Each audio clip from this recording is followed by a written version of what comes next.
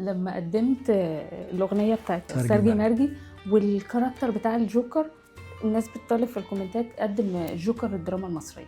اصل بص، انا هقول لك هي الفكره في الفكره ان الجمهور في العالم كله اتعلق بالشخصيه دي من خلال الكوميكس. صح. لما كانوا اطفال الناس كانت يعني، وانا كنت واحد من الناس اللي بقرا يعني بشتري الكوميكس دي وبنبدل مع اصحابنا اللي قرا باتمان الجزء مش عارف كام. أيوة. كده يعني. وبعد كده الافلام اللي اتعملت من مارفل اتعملت بشكل عظيم ورائع يعني. قبلها ديزني اعتقد عملت حاجات زمان، بس في الاخر خالص الشخصيه دي قايمه على افكار ما ينفعش تتمصر، ما ينفعش.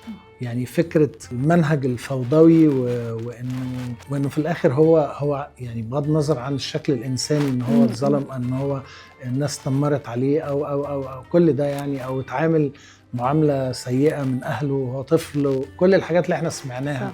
بس في الآخر خالص هو كفر بفكرة المجتمع. هو كان معتنق فكرة إن الناس تعيش جماعات أو في كده بدون أي حاجة.